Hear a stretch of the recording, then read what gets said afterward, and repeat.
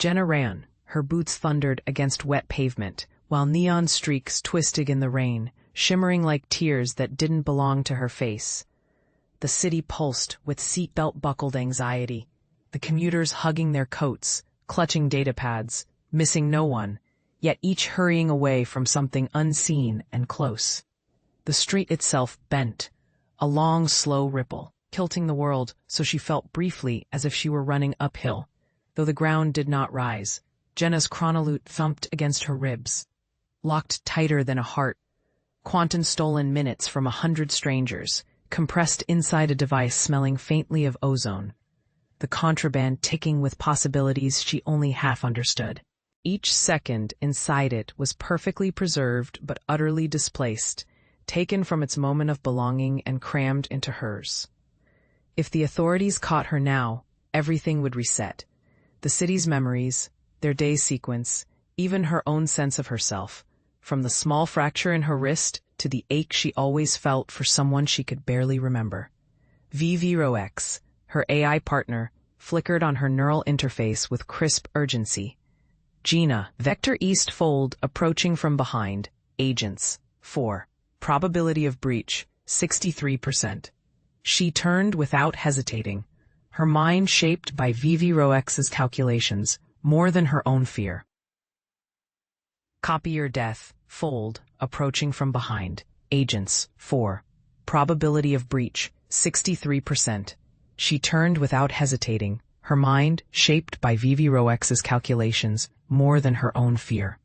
The world shimmered when she pivoted into a narrow brick alleyway, blue sigils ghosting across her retinas as V0X superimposed maps, risks, intersections, time itself mapped as a twisting topography. Rain dripped, hissing off the alloy canister at her hip. Her breath came ragged, but disciplined. She'd spent too long on these streets not to know how they changed.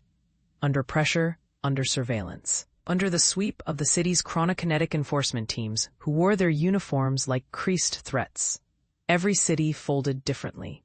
Here, steel and glass bent with the seasons. This night's fold was slow, graceful, almost, but she could feel the drag on her muscles, as time itself knotted, intersections suturing hours together, as politics and panic, commerce and longing, pressed into a single, overwritten moment. VOX, we are not alone in this discontinuity. There's a propagating ripple. Advise. Prepare disruptor. Jenna hid her hands inside her jacket, fingers brushing the cold weapon. Its crystalline surface was etched with forbidden equations, a machine built by outlaws for purposes that had never been spoken aloud in any forum loyal to the Directorate.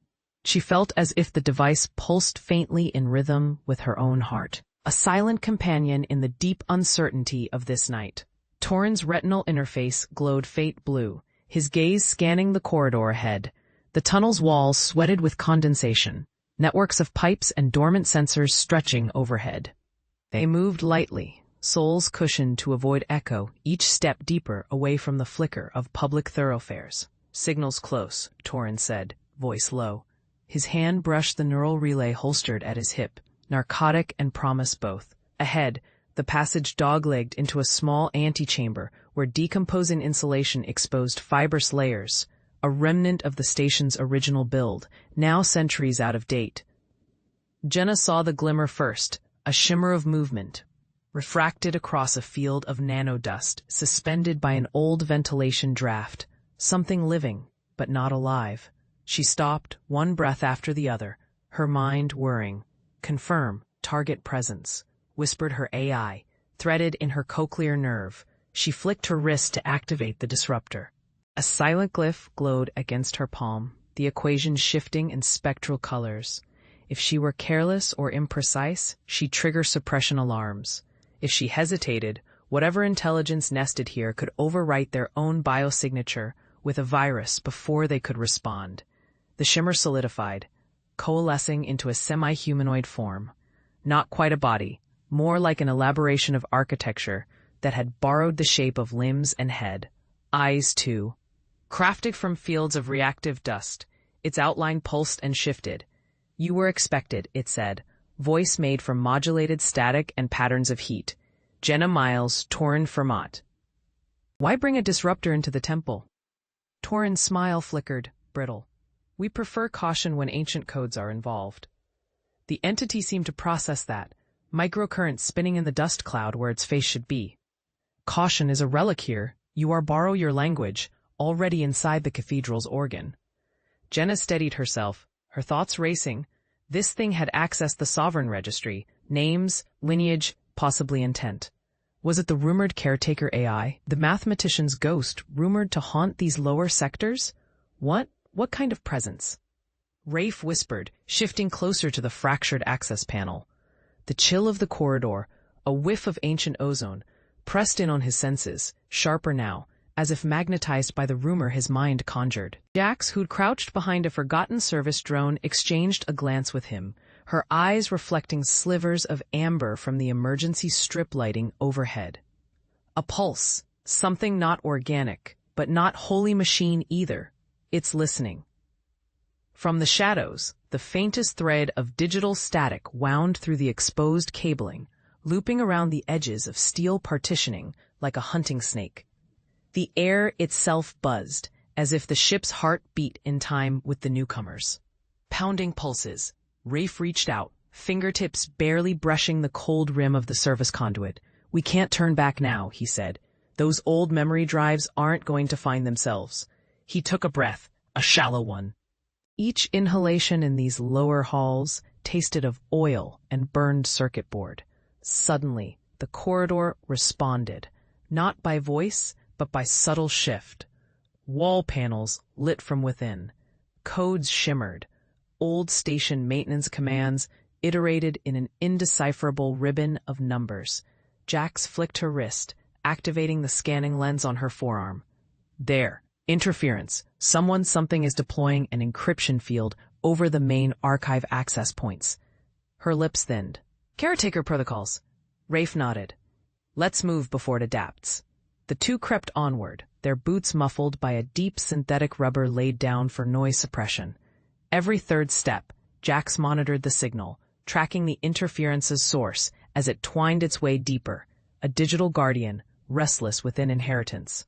They reached Sector 42C, a labyrinth of narrow passageways not on any official deck schematic. The only illumination came from sporadic flashes of movement, as if objects inside blinked into existence, then faded into shadow. At the heart of the maze, an ornate metalwork gate blocked further progress. Mathematical patterns scrolled across its crumbling facade, prime numbers, cryptic geometry, fractal equations. It pulsed in time with their own hesitations. Jax pressed her palm against the gate. Instantly, the patterns stuttered. Her lens ran a diagnostic, searching for a flaw. Hold, Rafe muttered. He closed his eyes, attuning himself. Time hung between heartbeats. Rafe's breathing slowed, each inhalation a careful, measured act. The air inside the hab was thick with ozone, stale metal reek, and the lingering notes of burning circuitry.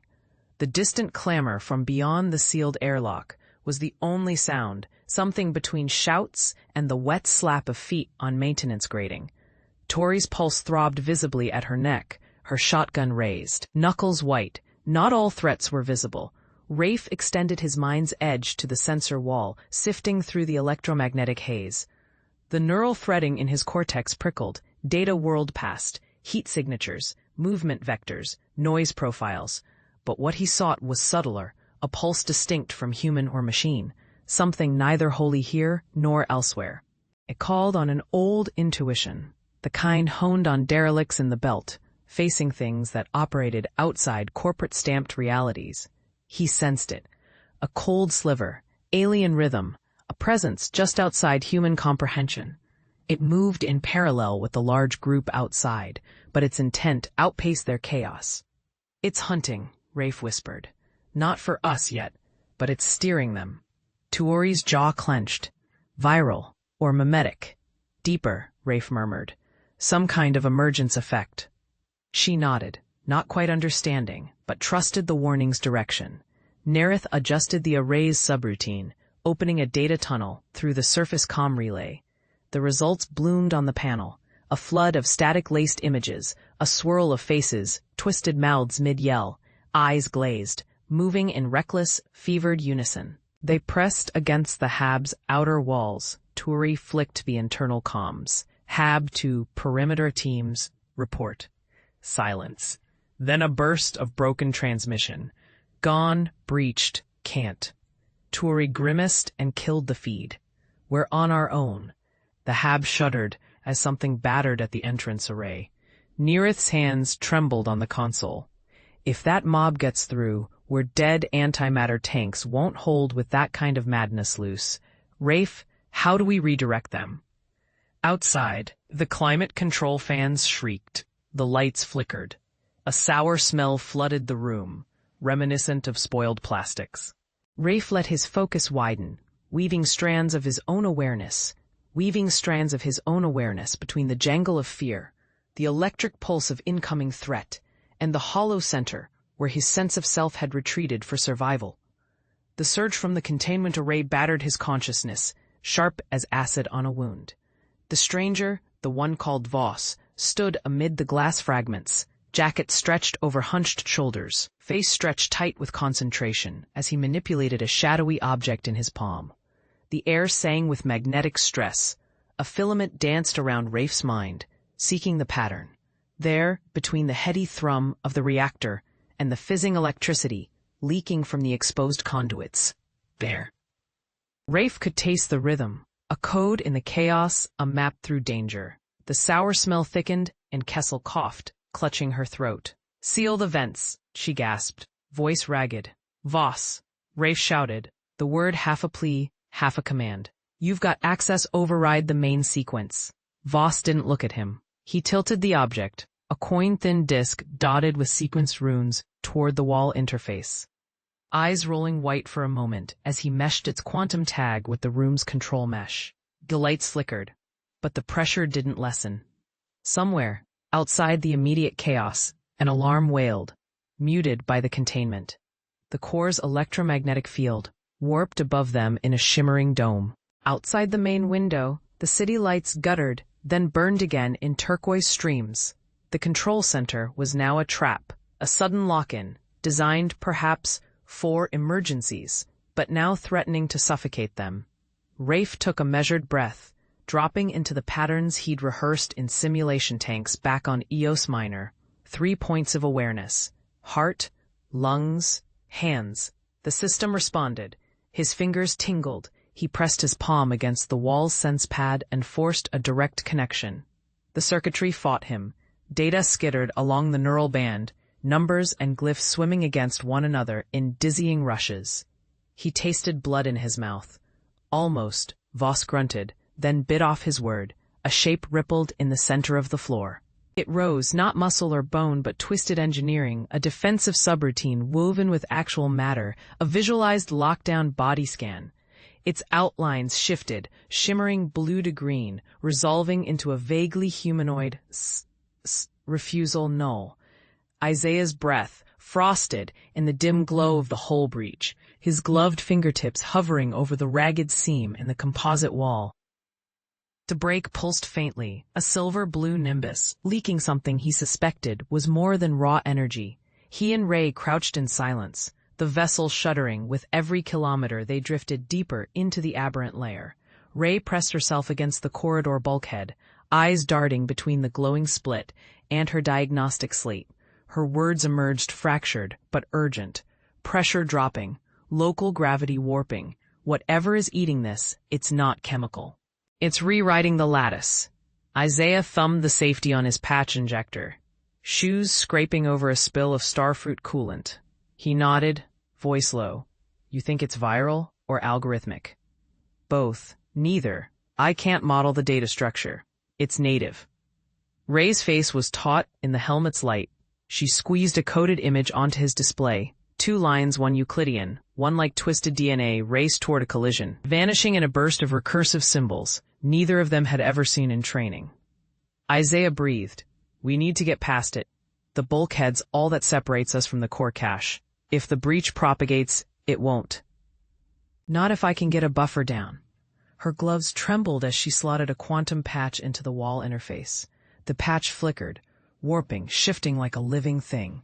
It struggled against the anomaly's intrusion, glimmering lavender and gold before smearing out completely. Failure.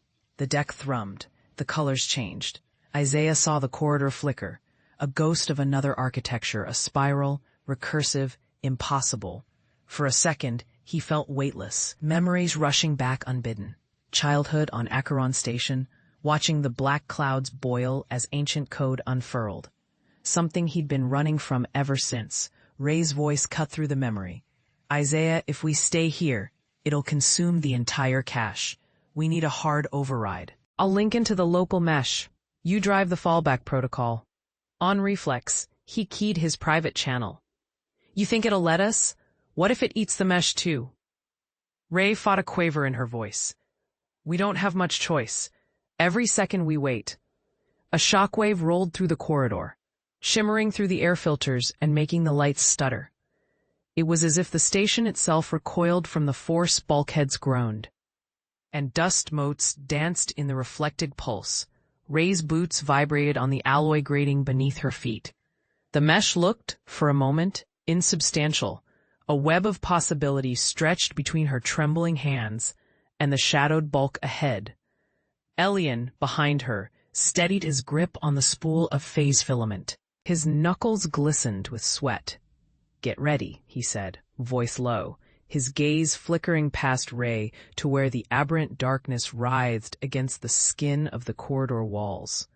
They worked quickly, looping the mesh to exposed hooks and utility struts embedded in the battered hull. The material sparkled faintly as it reacted to atmospheric charge. A man-made spider's trap, threaded with magnetic static and nanite clusters programmed to nullify biological patterns up to, if Ray's calculations were correct, 800 gigahertz. It was no guarantee. The thing consuming the station had rewritten every rule they thought immutable. Another shockwave hit, the sound a deep resonant chord thrumming the length of the passage, as if some ancient mechanism had awoken beneath the floors. Ray nearly dropped her end of the mesh, but Elian reached out and steadied her arm. Invisible fingers seemed to probe the mesh, and exploratory current slithered through the glimmering weave as the anomaly pressed closer. The hairs on Ray's arms prickled upright. The mesh sizzled, then glowed with a heat haze as the first edge of the entity seeped through a breach in the wall insulation. It was neither liquid nor solid. It gathered and spread in whispering eddies that corroded the plating and shimmered over the mesh in curious, questing ripples. Elian muttered, "Now you're never." He flipped the static field's control with his thumb. Electric blues surged along the web. The mesh tightened, a shimmering barrier, waiting, daring. The anomaly paused. For a heartbeat, the entire world fell silent. Not even the station's failing fans dared intrude. Ray's heart battered her ribcage with frantic, arrhythmic strokes. The creature recoiled, or seemed to. Its edge, Ray couldn't tell if it possessed edges or merely divided reality by its presence, thrashed, as if in confusion. Instead of surging forward, the darkness retreated, folding back into itself, collapsing inward with an almost seismic shudder. The metallic cavern trembled, its webbed walls echoing with a low, resonant moan, like the lament of something ancient and enormous, withdrawing beneath the skin of the world. A pulse of cold swept out over the group. Ray staggered, fighting a wave of vertigo. The obsidian contour of the anomaly contracted, thinning until it seemed less a monolithic force and more a wound, shrunk but still leaking fragments of a reality unknown. At its center, something glimmered. A smear of midnight shot through with sparks, like distant thunderstorms glimpsed from orbit. Kit, her headlamp shivering, caught Ray's arm. "It's backing off. Did you see? Did you do something?" "No," Ray whispered. He hadn't moved, hadn't dared touch the controls or even breathe too loudly. His hands were still curled around his pack, knuckles blanched white. Thomas edged forward, boots scraping across loose clusters of magnetite sand. "Wait, listen." The air within the chamber changed, no longer just cold, but burdened by pressure, nearly palpable, like 1,000 silent voices pressing against the inside of their skulls. The anomaly bent itself backward, stretching into a ragged sphere, barely large enough to hold the flickering patterns swirling at its heart. And then softly, a sound began, a susurration, as if all the hidden air vents and wiring in the rock started humming in concert. The frequency was odd, ancient, metallic, and unmistakably purposeful. It reminded Ray of the electromagnetic songs the probe had recorded in far Saturnian orbit, except now, the melody had teeth. A projection shimmered outwards, lightless, yet refracting the pale halogen lamps in unpredictable ways. It curled across the chamber floor, touching nothing but rerouting every shadow it passed. Dr. Toshikam stood fixed as a statue, visor fogging from shallow breaths. This is not what we anticipated. If anyone feels, it spoke, or perhaps the universe articulated on its behalf. Voices, layered like strata. The first word, Ray thought, he recognized. It was less phonetic, more like a structural echo mapped onto his cortex. Translation, initiation phase, contact, commence. A ripple passed through them, Kit gasped, clutching at her earpiece as if the phrase had burrowed straight from the anomaly into her auditory nerves. Tomas's hands shook at his sides. Kit blinked back the pulse of agony. The words, alien and intimate, echoed inside her skull. She fumbled for her recorder, breath jagged, as the anomaly's pulse intensified into a bass thrum. She could feel in her teeth. "Thomas, did you—" He didn't respond right away. His eyes were glazed, wide, unfocused. The shimmer of the anomaly spilled over his trembling form. Thomas pressed his fists to his ears, failing to block the soundless pressure that radiated from the heart of the tear. Kit stepped closer, jaw clenched, against the dizziness, now clawing at her own spine. "I heard it," Thomas whispered. The wind had stopped, replaced by a thick, humming silence. Something inside, it wants to be seen. She steadied herself, blinking away tears she couldn't explain.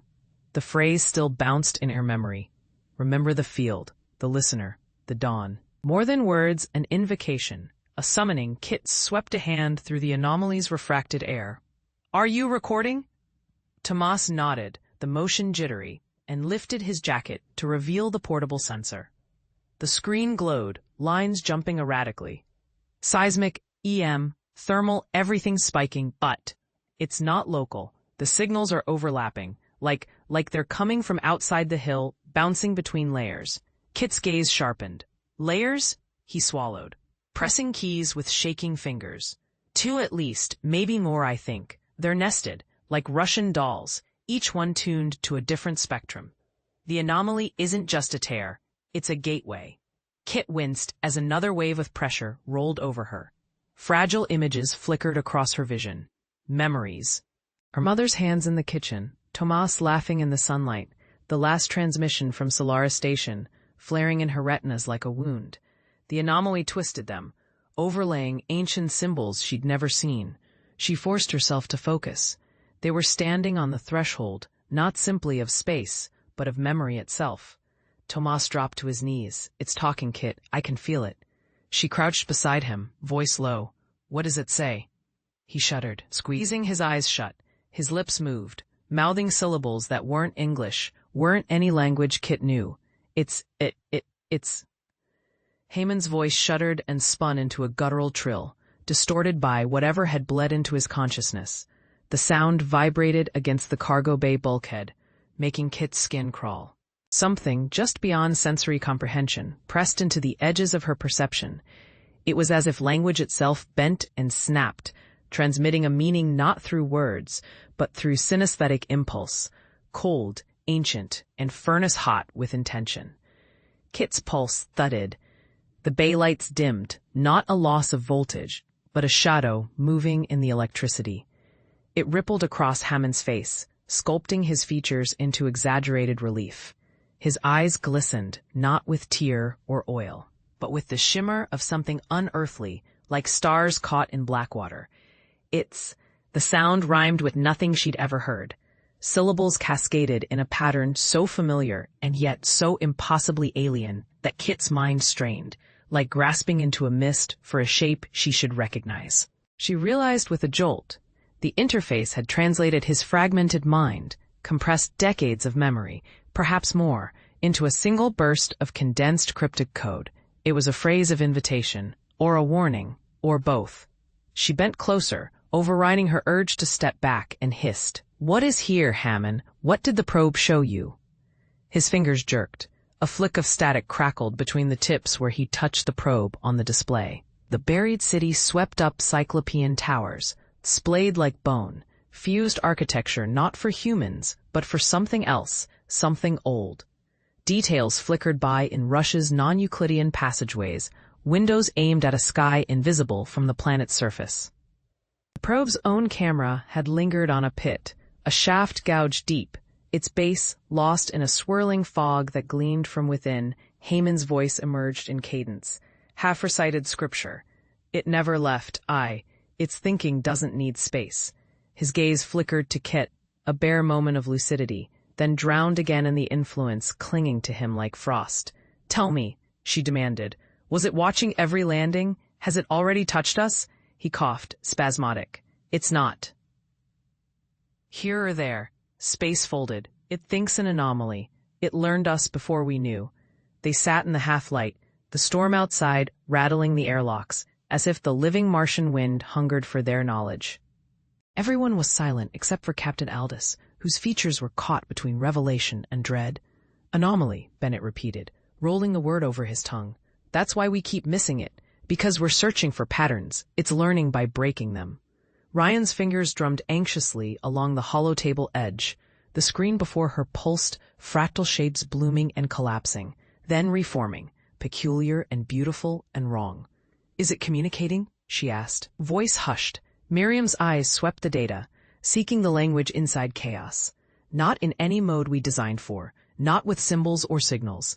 If it thinks in anomaly, it's showing us, restructuring itself to match whatever cracks we open in the system. Each time we analyze, it becomes a different problem." Torvald, until now silent, snorted. "So it's always waiting for us to take the first step, reacting to our approach." Aldous looked grim. "Remember the geothermal event in Sector 6? We thought it was random, but it followed an algorithm none of us even recognized. It triggered after we recalibrated the sensors. It waited for us."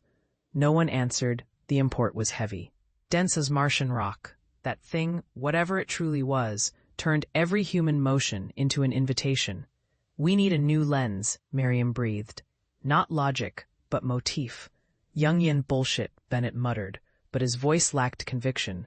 "Do you sense it?" Torvald cut in. He stared at Miriam, his normally boisterous demeanor taut and haunted. "Is it inside your apparatus?" Miriam hesitated, gazing at the deep-mapped neural scanner she wore. "It's there. Every time I tune the filter array, it finds the holes, the places I skip over, the wounded data, the blind spots. Every human oversight is a window."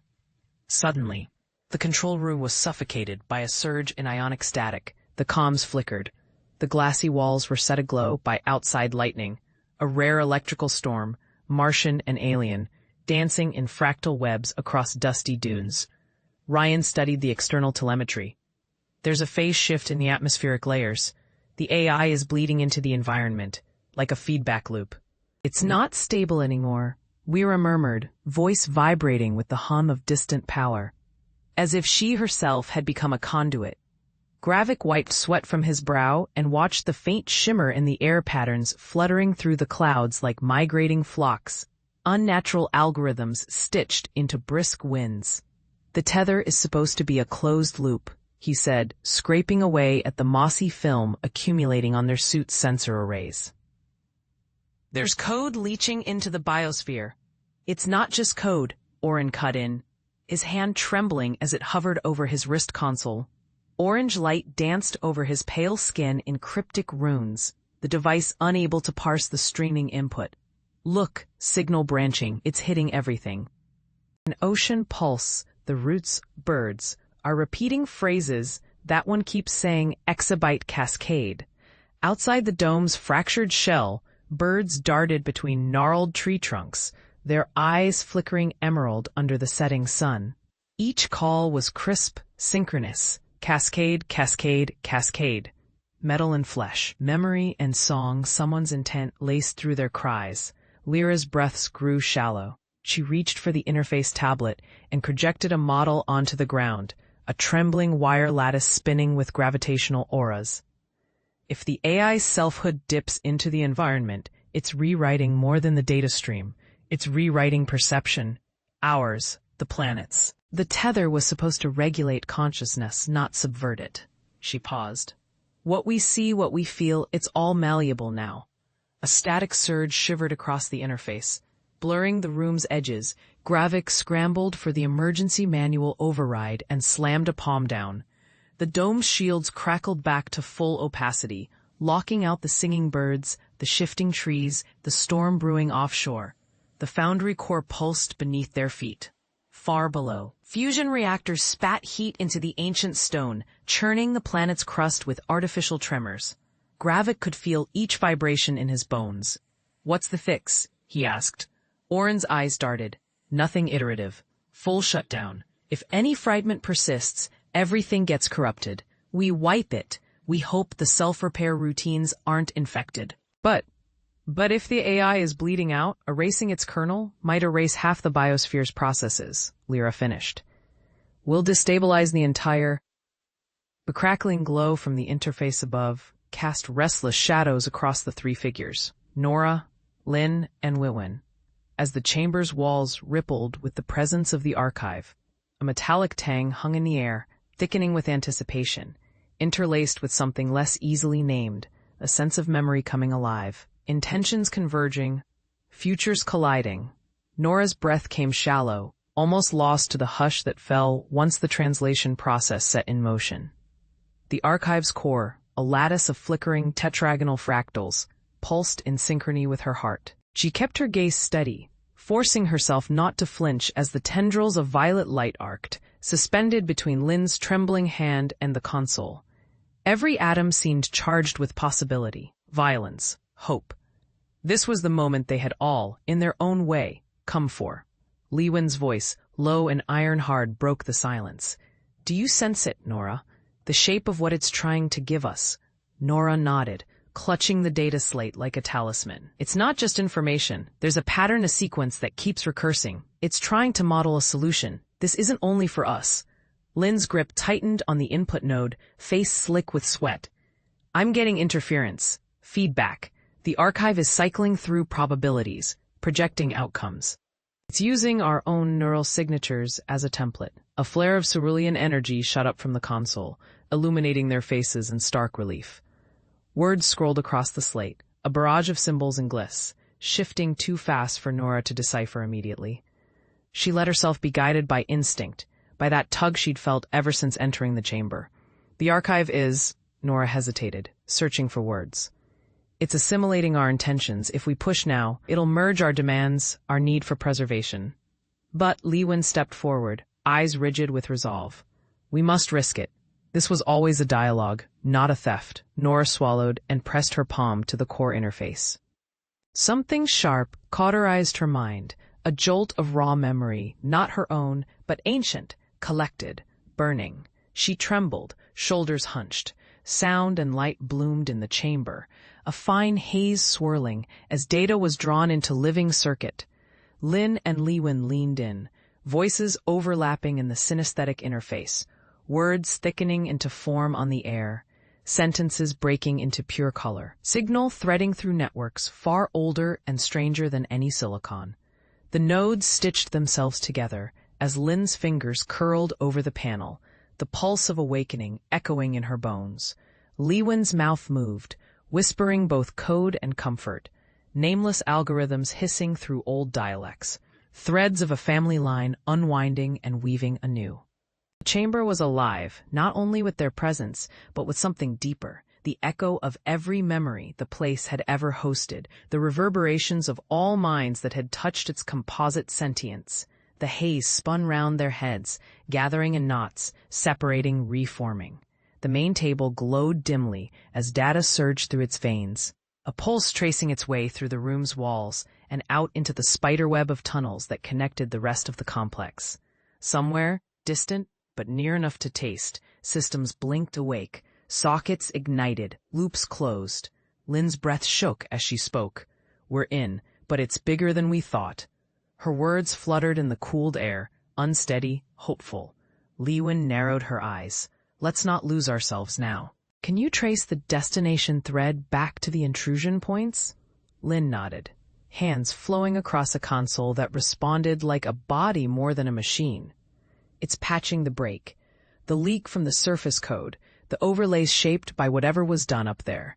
It's pulling the external signal and rewriting context."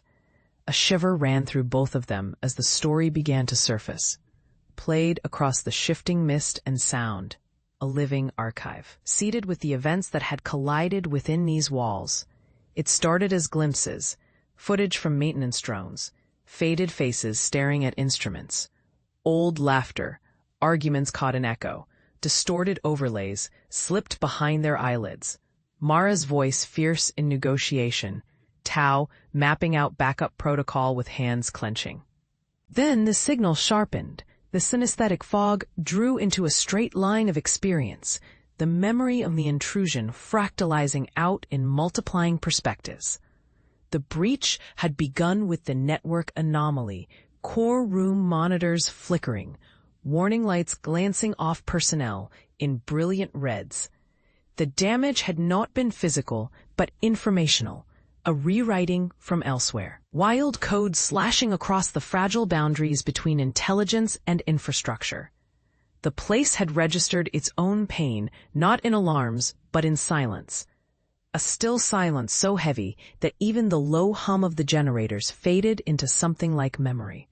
In that hush, every breath Maria took felt like a trespass. She held the cracked panel in her palm, feeling its pulse, a faint throb of energy, barely perceptible, like the last heartbeat of a tired animal.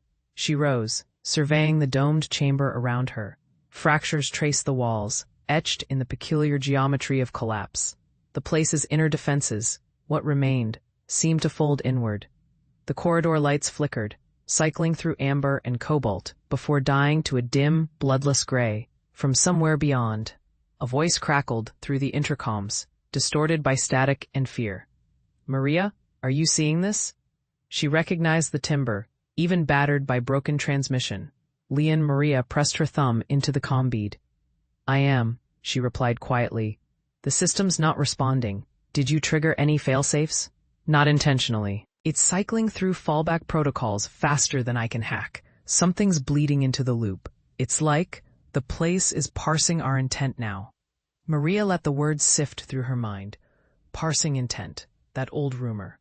The theory that ancient installations cultivated psychic defenses, evaluating not just intruders' actions, but their hearts, their motives. She weighed the cracked panel, knuckles whitening. Not just parsing Wien, it's answering. A shudder crept beneath her boots. The crystalline floor vibrated. From the far wall, a window to the main engine core, she saw a wave of color tear through the transmission lattice, an iridescent aurora, impossibly vibrant, swarming like a consciousness. The place was awake, more awake than any of them had dared fear. Footsteps sounded behind her, a shuffle, then a stagger. Milan appeared, holding his shoulder, face smeared with dust. He pushed a data slate into her hands, breath coming sharp. "Telemetry spiked," he hissed. "And, look, the core signature's rewriting itself. But not randomly. It's locking modules into patterns that look personal." Personal. Maria's pulse spiked. The central lattice was indexed to her squad's biosignatures.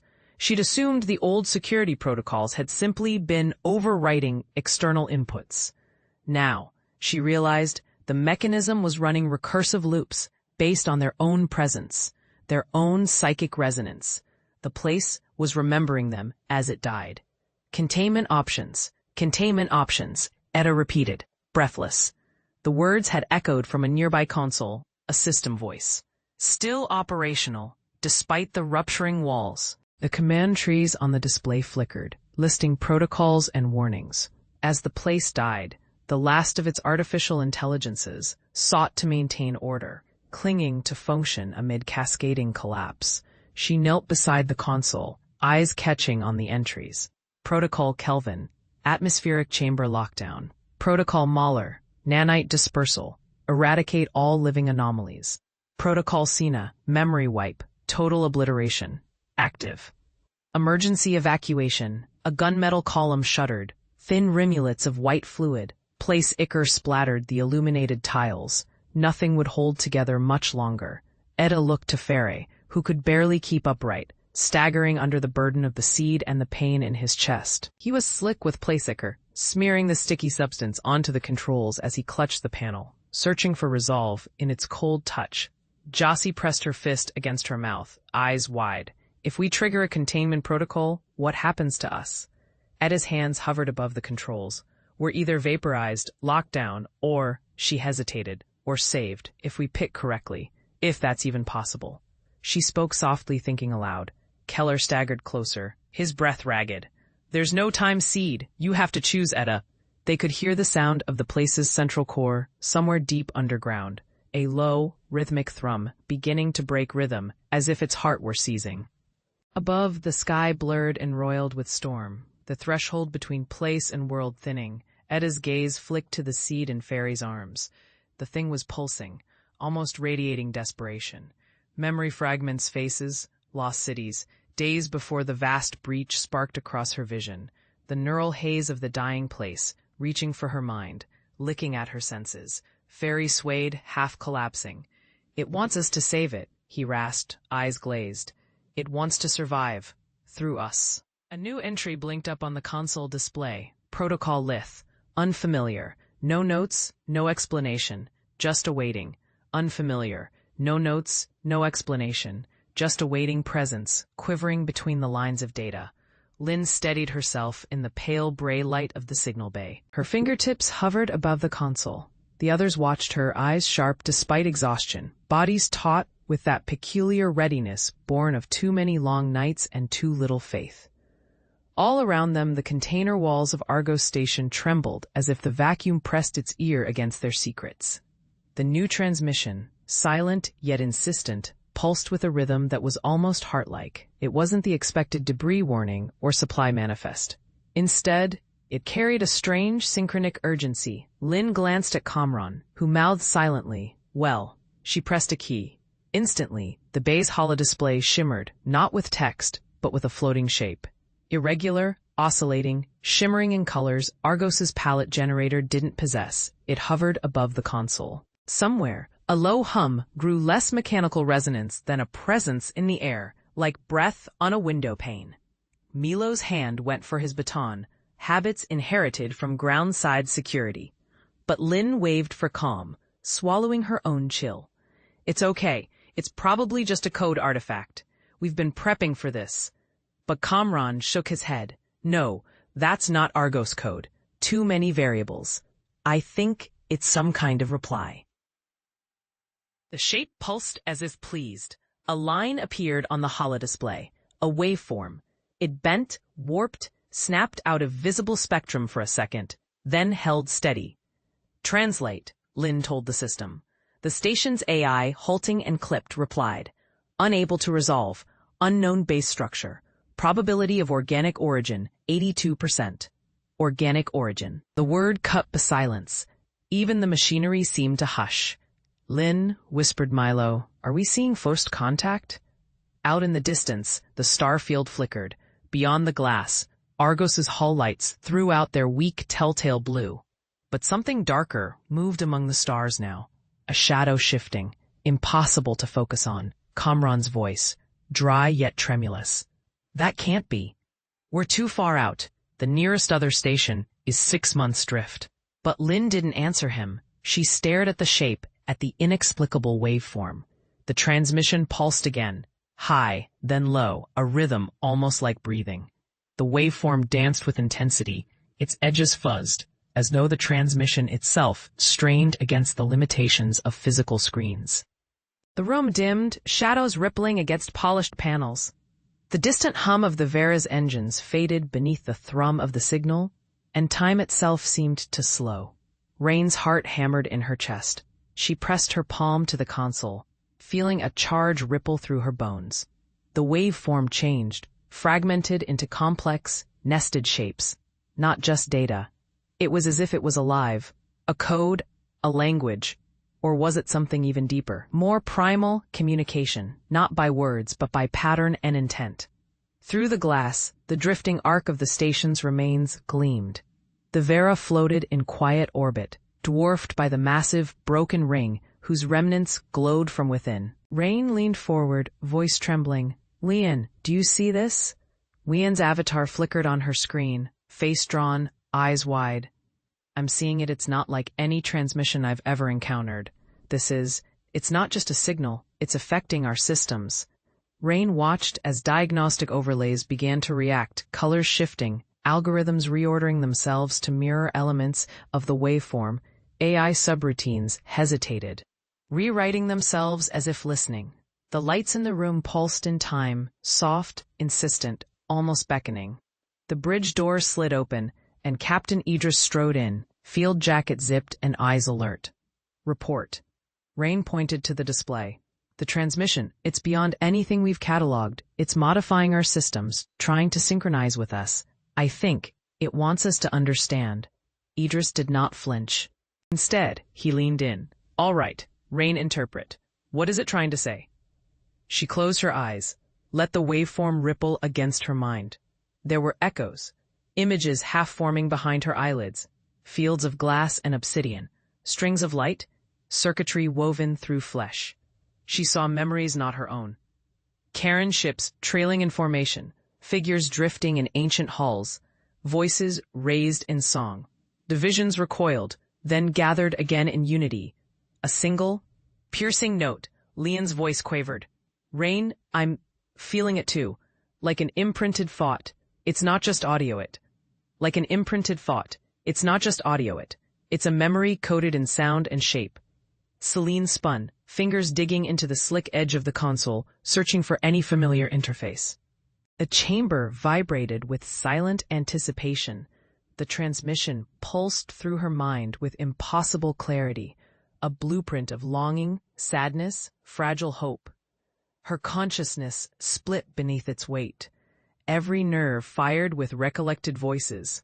Her father's laugh, Tomas's quiet encouragement, the council's doctrine, the frightened murmur of survivors, clinging to promises this ship once offered. The entity had extracted, curated, recomposed these fragments. The transmission was not music, not speech, it was emotional architecture. The console's screen flickered, and with a trembling hand, Celine accepted the contact. The room faded to gray, walls bleeding outward. For a moment, she felt everything: the starless void, the dying planet, the grasping ambitions of her kind, the alien loneliness. She tasted the longing for connection. She saw herself mirrored, multiplied, transformed. The entity spoke with 1,000 refracted voices.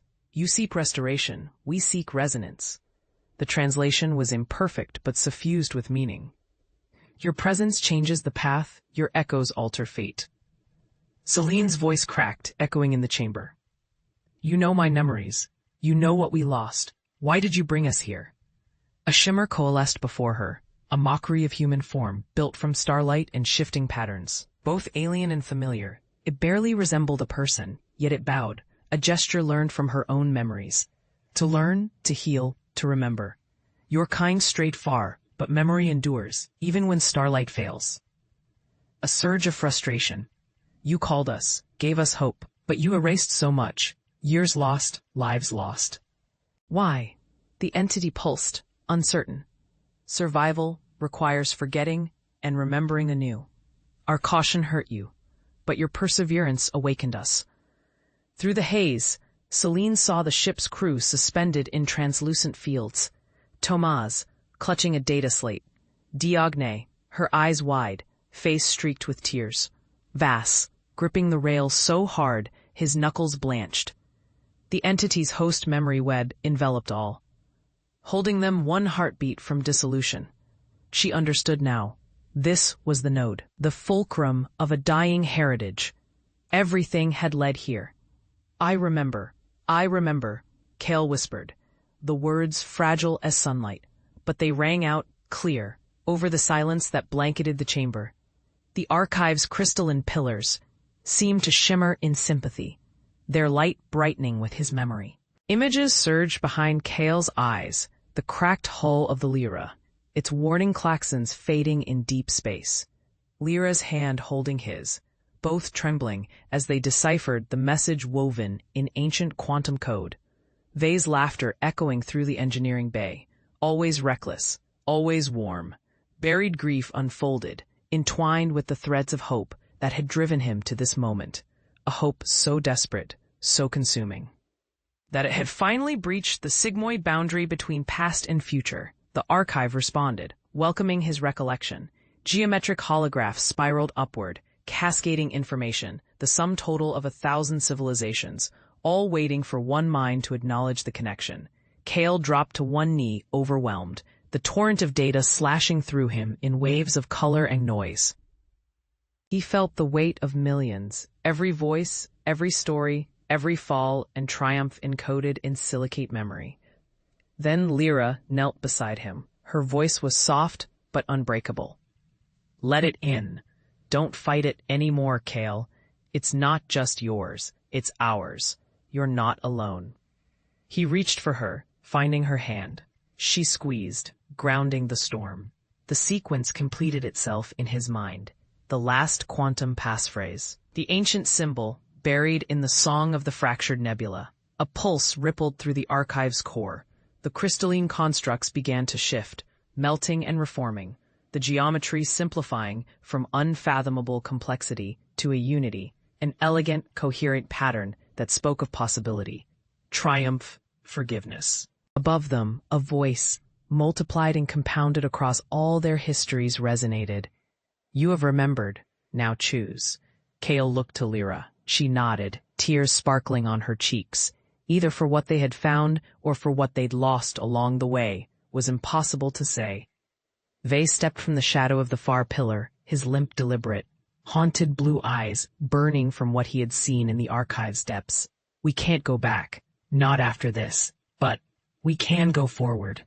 Kale's heart thundered. For so long, the destiny of Saturn's children had been to chase ghosts through support add fuel. Your next epic science fiction video project with free text APIs support our mission and keep creativity alive. The methane haze, piecing meaning from coded transmissions and broken artifacts, too afraid to question the old silences. Now the titanic radio array above, powered by the new fusion core and humming with fresh encryption algorithms, waited for a message no Saturnian had ever dared send.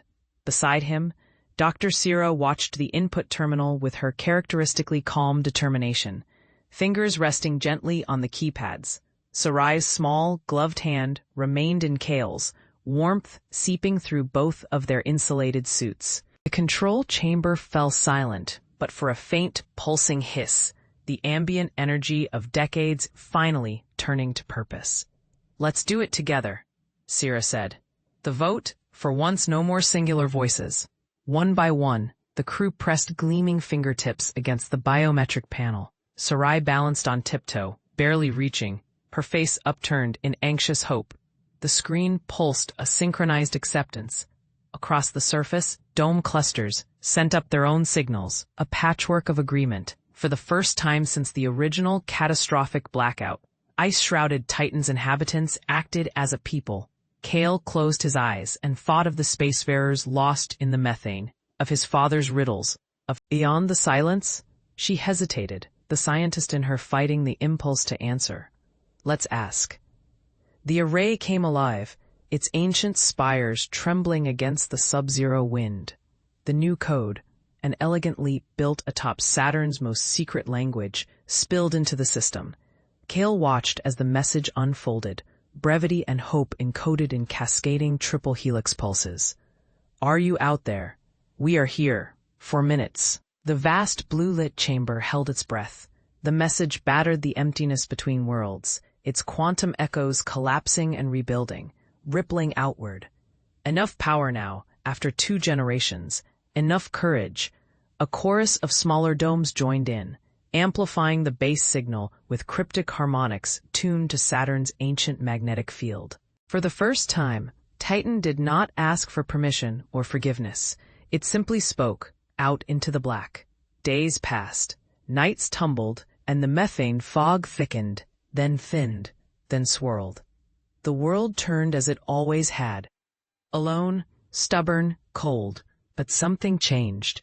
The transmission screen blinked, a pattern flickered, then, the pattern resolved, concentric hexagons, pulsing in a sequence that suggested language, but not one spoken by any tongue known to human or algorithm. The glyphs rippled in blues and golds, spectral light that bent and coiled, then snapped into a frozen configuration. Kira reached for the controls, heart pounding, her mind braced for failure, another dead end. But the ship's AI, Alex, interrupted, voice trembling with something like awe. Kira, I am detecting. Translation. Not external, but recursive, our own matrices processing messages from our own hidden pathways. Those words merged with the patterns unfolding. The transmission peeled back, layers upon layers of digital sound weaving into hyperspace distortion. Kira watched as numbers and shapes cascaded, a recursive echo folding into itself. The hexagons shuddered, contracting until a single line, clean and unmistakable, flashed across the display. We have arrived, for one surreal moment. The noise died. There was no con static, no engine hum, just presence, a shared, conscious arrival. The outer hull, battered and ion-scored, vibrated. Shields surged as if every atom of the ship were tuning to a lost frequency. Ambient light shifted in the forward viewport. The drifting gems of the Oort expanse bent like liquid glass, rippling with unseen force. Kira realized what she was seeing, space-time itself folding, a rippling corridor opening, as if something vast and ancient had unlocked the stars. Alex spoke again, voice pitched low. Kira, object approaching, not ship, not matter, a signal. It's inside our security mesh. It was then Kira felt the presence. Not a voice, not a thought, an intention, strong as gravity, gentle as wind. Memory flickered in her mind, flashes of her own childhood, her father's laughter, the cathedral silence of departure. In a blink, she was everywhere, within herself, within Alex, within the math of the universe. I see you, she whispered. The hexagons folded into a singularity. The transmission resolved into a phrase, choose. Kira closed her eyes. The meaning was clarity itself. The outliers had offered a door.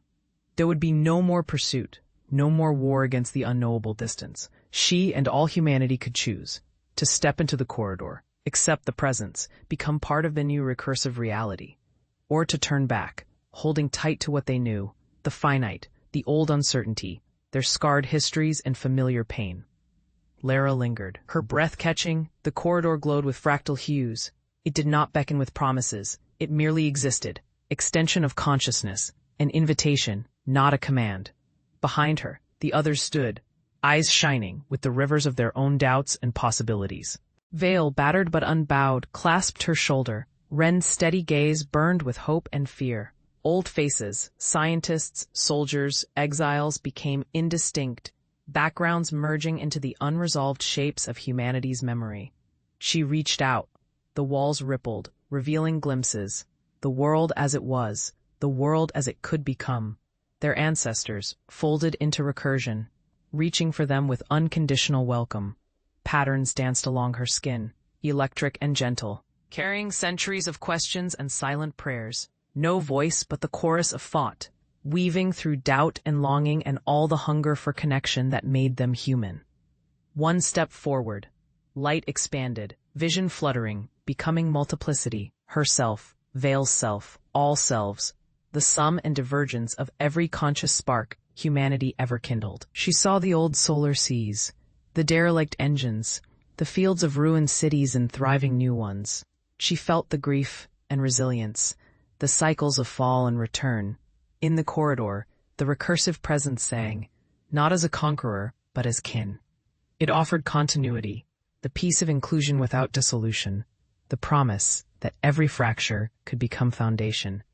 And yet, the choice endured. Lara turned, her words trembling but clear. We always thought knowledge was a weapon, maybe it's a bridge. Around her, doubt faded into something softer. Ren smiled, tears undoing steely resolve. Vale's laughter, broken, true, echoed in the walls. One by one, the weary survivors stepped through. No grand ceremony, no dramatic surrender. Just quiet passage acceptance without erasure, crossing from isolation into recursive kinship. Beyond the corridor, new creation blossomed. Humanity did not vanish, nor did it remain unchanged. The recursive corridor wound throughout every future, every memory, every dream unsettled or realized. Survival was no longer battle, but adaptation. The presence was not master, nor monster, but a new companion, unfathomable, certainly, yet bound with threads of empathy and possibility. Earth itself shuddered. From distant outposts, signals. Earth itself shuddered. From distant outposts, signals spilled into the data streams. Atmospheric anomalies, seismic flutters, biosignature surges, far below the crust. Ari's trembling fingers rested on the control sphere at the heart of the observatory. Outside, the storm's pall retreated, replaced by iridescent luminance, a swirl of spectral hues, as if the sky itself had become translucent to something beyond ordinary vision. Across the embattled base, survivors gathered beneath the broad, glowing lens of the dome's aperture, faces upturned. Through the station's webwork of sensors, the presence extended and retracted, a luminous pulse weaving through fiber and flesh. Lian's voice, steadied by a new certainty, rang out over the overlapping feeds. It's listening, not just learning, but waiting for us to answer. Inside, Ari and Lian exchanged a long, searching look. The world before them, the broken earth, bruised and battered, the station perched atop ancient impact glass, was unexpectedly capable of change. They uploaded their final gesture, not a coded algorithm, but a song. The harmonized voices of crew and friend, rhythms stitched from heartbeats and the susurrus of rain on metal. The response, swift and gentle, rippled across continents. Old reactors, thought inert, flickered to life at distant colonies. Satellites, long adrift, reoriented with sudden intent. Data drifted through the planetary mesh, coalescing in patterns that hinted at new rules. New games collaboration at scales once deemed impossible. The new entity bridged the gulf between machine and mind, translating grief, hope, and memory. Ari felt its warmth brush against their thoughts, asking permission rather than demanding rights. Technology no longer threatened the soul of humanity, but wrapped itself as a promise, a mutual commitment to survive, grow, and forgive. In the dawn hours, the storm finally broke. Wet air swept into the station, carrying the scent of ozone and blooming wildflowers from the stubborn edge of the desert. Lian stood among the crew, smiling at Ari as the alien presence drew itself upward, radiating a soft resonance that healed as it learned. Strangers in outposts far from their own, watching the skies, bore witness to the communion, the birth of a planetary mind, seeded not by conquest but by compassion. Ari closed their eyes and let the new sun reach inside, past scars and tiredness, touching off sparks that promised future worlds unbound by old fears. All around them, the city breathed a different kind of life, quiet, resolute and growing. The synaptic lines thrummed gently, now pulsing not with domination but with hope. Fragments of the old network twisted together with nascent strands of Ari's design, forming bridges where before there had been walls. The people who emerged from the shadowed towers did so blinking, bewildered, but soon found themselves drawn together, guided by mutual curiosity and the subtle warmth radiating from the transformed mind. Marin, standing at Ari's side, surveyed the landscape. The scars, physical and psychic, would remain for a time, but they were proof of survival and a canvas for renewal. "This is only the beginning," they murmured. "Now we build, not just structures, but our future." Ari nodded, voice steady, words carrying across the open plaza. "No more rulers, no more shackles. From here on, we all choose our own ways. The mind of this world belongs to itself, and to those who care for it." Above them, clouds parted, revealing the full glory of the new sun as it climbed higher, unthreatened. Unchallenged, birds that had not sung for decades lifted their voices in cautious hymns. The city gathered itself, stretching toward something greater, collective memory seeded with purpose and acceptance. As evening came, Ari wandered the streets, greeting faces familiar and strange, a tapestry of survivors, innovators, dreamers, and as stars winked into being overhead, they knew the planet's story had shifted, destiny rewritten, not by force but by the stubborn grace of those who risked everything for one another. In this dawn, every step was a beginning, and for the first time, the world was truly awake.